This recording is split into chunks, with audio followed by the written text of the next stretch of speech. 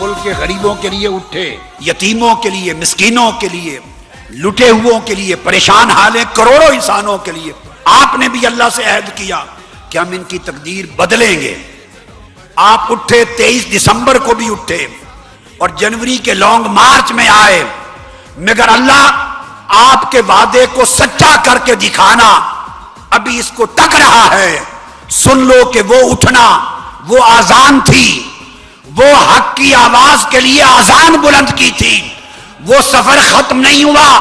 سچائی پہ وعدہ کرنے والوں، ابھی اقامت ہونی ہے اور جماعت ہونی ہے۔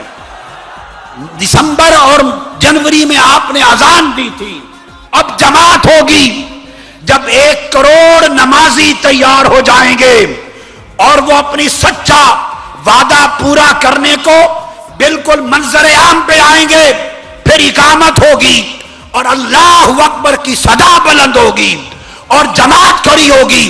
جب اللہ اکبر کی صدا بلند ہوگی تو مطلب ہوگا کہ بڑا صرف اللہ ہے، باقی شیطانی بہت سارے پاش پاش کر دیے جائیں گے۔ سن لو، ہم نے نہ دسمبر میں سیاست کی نہ جنوری میں سیاست کی۔ ہم روایتی سیاست میں بیلیو نہیں کرتے، نہ میں سیاست روایتی کرتا ہوں۔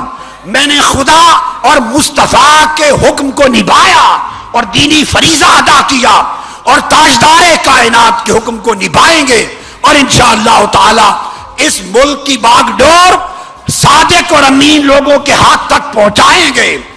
تو یاد، آزان دینے والوں، ٹھنڈے نہ پڑنا، غافل نہ پڑنا۔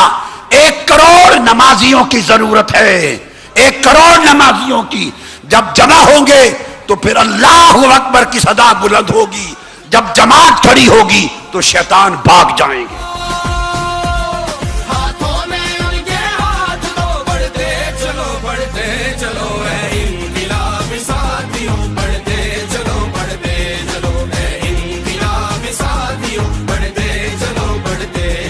اور انشاءاللہ وہ دن دور نہیں، مصطفی انقلاب کے پروانوں، جب انشاءاللہ غلبہ دین حق کی منزل آپ کو نصیب ہوگی۔ ہم چھوٹی چھوٹی باتوں میں نہیں الجھتے، ہم سنار کی ٹھک ٹھک نہیں کرتے، ہم لوہار کی ایک ہی لگائیں گے۔ اور خدا کا شکر ہے ابھی میں جوان ہوں، میرے عزم اور ولولے میں کمی نہیں ہے۔ جب جماعت کا وقت آئے گا تو جماعت کھڑی ہوگی، اور انشاءاللہ تعالی ظلم اور استبداد، جبر و بربریت اور گمراہی اور ضلالت کے بادل چھٹ جائیں گے، اور آسمانوں پر مصطفی انقلاب کا سورج طلوع ہوگا۔ بڑھتے چلو بڑھتے چلو اے انقلابی ساتھیوں، بڑھتے چلو بڑھتے چلو دورے ستم کے باغیوں۔ اللہ پاک نے فرمایا ہے کہ لوگوں، نیکی کا حکم دو اور نیکی کو سر بلند کرنے کے لیے جو کچھ کر سکتے ہو کر لو، اور برائی اور بدی کو معاشرے سے روکنے کے لیے جو کچھ کر سکتے ہو کر لو۔ آقا علیہ السلام فرماتے قبل اس کے کہ وہ وقت آ جائے کہ پھر تم میری بارگاہ میں دعائیں کرو اور میں تمہاری دعاؤں کو قبول نہ کروں، قبل اس کے کہ پھر تم اپنے لیے مجھ سے سوال کرو اور میں تمہیں عطا نہ کروں، قبل اس کے کہ تم مجھ سے مدد مانگو اور میں تمہاری مدد نہ کروں۔ پھر دروازے بند ہو جائیں گے، دروازے بند ہو جانے سے پہلے جو کر سکتے ہو بدی کو مٹانے اور نیکی کو پھیلانے کے لیے کر لو۔ اگر نہیں کرو گے تو اللہ تعالی جو بدترین لوگ ہوں گے تمہارے معاشرے کے، بدترین لوگ، بدکماش لوگ، بدمعاش لوگ، سب سے بڑے ڈاکو، چور اور لٹیرے، سب سے بڑے ظالم، بددیانت، لوٹ کے کھا جانے والے، جو بدترین شرارکم وہ لوگ ہوں گے، اللہ ان کو تم پر مسلط کر دے گا، تمہارا حکمران بنا دے گا۔ دروازہ بند ہو جانے والا ہے، دعائیں اوپر نہیں پہنچیں گی، بند ہو جائے گا دروازہ تو دعائیں قبول نہیں ہوں گی۔ صرف اس جرم کی پاداش میں کہ حالات بدلنے کے لیے، نظام بدلنے کے لیے، ظلم روکنے کے لیے، بدی کو مٹانے کے لیے تم نے اپنا اصل کردار جو ادا کر سکتے تھے کیوں نہیں ادا کیا؟ ہماری ذمہ داری کیا ہے کہ جو کچھ ہم سے ہو سکے ہم تگو دو کریں اور حق کو سر بلند کرنے کے لیے اپنا تن من دھن سب کچھ لٹا ڈالیں۔ اگر لوگ ظالموں کو ظلم کرتا ہوا دیکھتے رہیں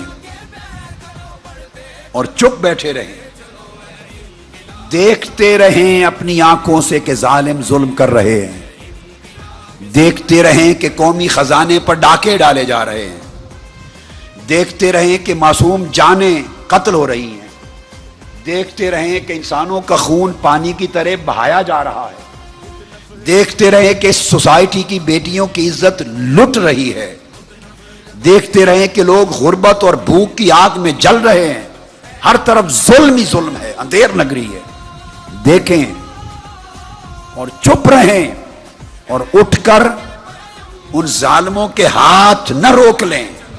تو آپ نے فرمایا کہ آقا علیہ السلام یہ اعلان فرما رہے تھے، اگر لوگ خاموش تماشائی رہے، ظلم اور ظالم کا راستہ نہ روکا اور حالات بدلنے کے لیے اپنا تن من دھن سب کچھ نہ لوٹایا، تو قریب ہے کہ اللہ تعالی پھر سب لوگوں کو، ظالم ہو یا مظلوم، سب لوگوں کو بلا امتیاز اپنے عذاب کی لپیٹ میں لے لے گا۔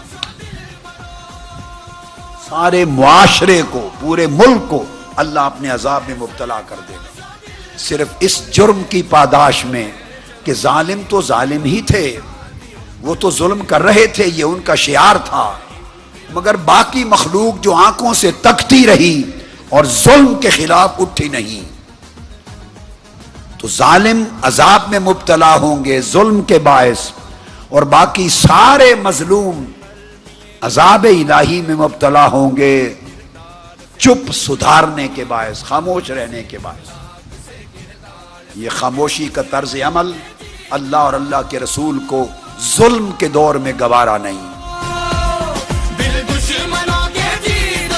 1 کروڑ کارکنان کی تیاری کے لیے، 1 کروڑ قیام کرنے والے نمازیوں کی تیاری کے لیے لائحہ عمل تیار کر دیا گیا ہے، ٹارگٹس دے دیے گئے ہیں۔ ڈویژن، ضلع، تحصیل اور یونین کونسل لیول پر یہ نیٹ ورک بنیں گے، اور قاعدہ بتا دیا کسی گلی کا ایک گھر بھی اگر رہ گیا جس میں ایک سر پھرا نہ ہو تو اقامت نہیں کہوں گا اور جماعت کھڑی نہیں ہوگی۔ کسی گلی کا ایک گھر جس میں ایک انقلابی سر پھرا، ایک انقلابی بلال چاہیے، اگر ایک انقلابی بلال ایک ہی صحیح کہ پورے گھر کو وقت ڈال دیں، کوئی گھر مس نہ ہو، اقامت نہیں ہوگی، یہ کام آپ نے کرنا ہے۔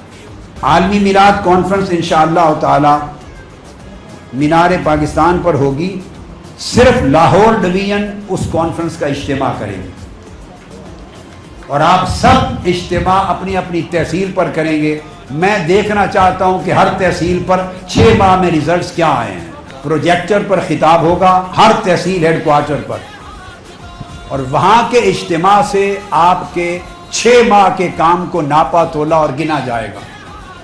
مینار پاکستان پہ نہیں آئیں گے، وہ ٹیسٹ ہوگا صرف لاہور کا، لاہور ڈویژن پورا، وہ مینار پاکستان کو سڑکوں تک بھرے گا، باقی لوگ نہیں آئیں گے۔ باقی سارے لوگ سارا پاکستان اکٹھا کر کے مینار پاکستان بھرتے ہوئے ان کو مشکلات ہوتی ہیں، آپ نے صرف لاہور سے مینار پاکستان کو بھرنا ہے، باہر کے لوگوں کو اجازت نہیں ہے، وہ اپنی اپنی تحصیل پر اجتماع کریں گے، اور یہ لازمی ہے، یہ واجب ہے۔